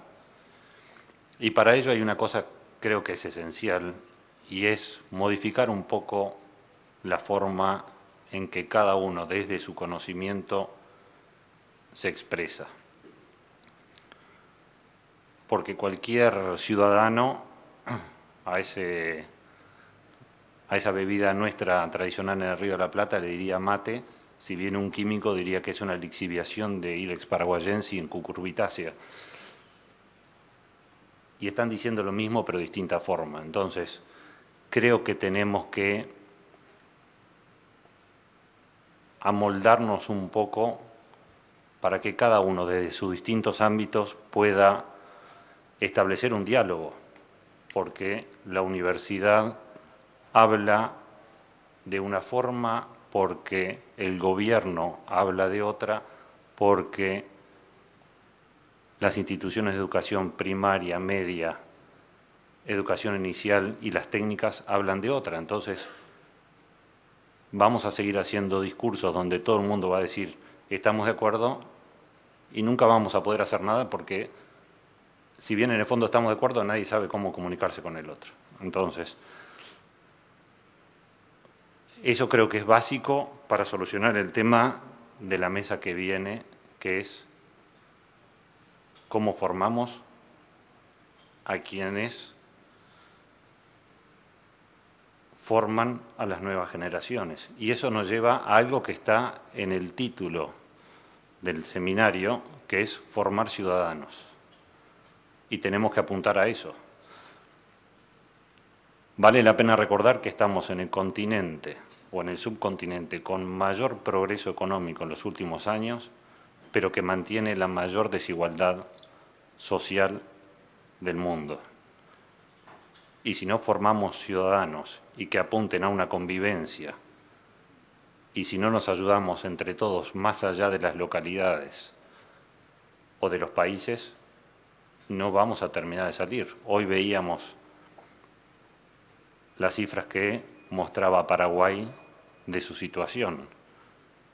Pero hay que reconocer, y eso lo hablábamos en el almuerzo, el despegue que tuvo Paraguay en el área de las matemáticas. ¿Y eso por qué? Porque desde la Escuela de Matemáticas Latinoamericana se colaboró con Paraguay y hoy Paraguay tiene investigadores de primer nivel en el área de la matemática. Y eso es lo que debemos hacer. Pongamos, ya que no hablamos de plata, pero pongamos la frase y el eslogan de una fundación como Cáritas que dice que nadie es tan rico que no pueda recibir algo y nadie es tan pobre que no pueda dar algo. Entonces, todos en los distintos ambientes podemos colaborar y podemos aportar a los demás países y a las demás regiones. Porque en Uruguay somos 3 millones, ¿no? Todavía los 20 millones de vacas no van a la escuela, ¿no? No estamos en Humahuaca, pero digamos que tenemos que ver las realidades de los demás países. No es lo mismo Paraguay con una región al norte casi contra Bolivia, donde hay un desarrollo distinto al de la región sur. No es lo mismo Argentina con una zona en las grandes ciudades con un despegue enorme que lo que puede ser la Patagonia o lo que puede ser el Chaco. No es lo mismo Brasil en su inmensidad con Sao Paulo, Río y Río Grande del Sur y el resto de Brasil. Y eso sin hablar de los demás países que integran la región y que hoy no están, o la situación de República Dominicana inserta en un Caribe que precisa integrarse con sus socios más cercanos y que no son hispanoparlantes, pero que tenemos que integrarlos de alguna forma. Entonces, usemos las estructuras que hay para empezar a trabajar, pero pongámonos de acuerdo que tenemos que dejar de hacer discursos para poner manos a la obra. Entonces, les recuerdo que nosotros tenemos 2 deberes por los cuales fuimos convocados. El primero es fijar algunos criterios claros de cómo establecer las redes y cómo armar esas redes, que muchas ya existen, lo que tenemos que hacer es congeniarlas. En la academia, hablando de ambiente universitario, las redes existen. Todos ustedes, desde los distintos ámbitos, tienen contacto con otros colegas e intercambian y se publican papers. Esta región tiene una tasa de colaboración en la publicación de artículos científicos enorme. Uruguay prácticamente 60% de sus artículos salen en colaboración con extranjeros. En Argentina el 40%, Brasil tiene un 30 y algo, pero son porcentajes altísimos y eso no se da en la educación media, inicial y primaria y no se da en la formación de los docentes. Y tenemos que empezar a trabajar en eso para que el discurso sea común y para que la colaboración exista y para que lo que en la década del 90 se decía de compartir las buenas prácticas empieza a ser una realidad, ¿no? Todos hemos visto que los problemas que tiene Francia son los mismos que tiene Buenos Aires, que los que tiene La Plata, que los que tiene Sao Paulo, que los que tiene Río, o los que tiene Montevideo, o los que tiene una ciudad más pequeña en cualquiera de nuestros países.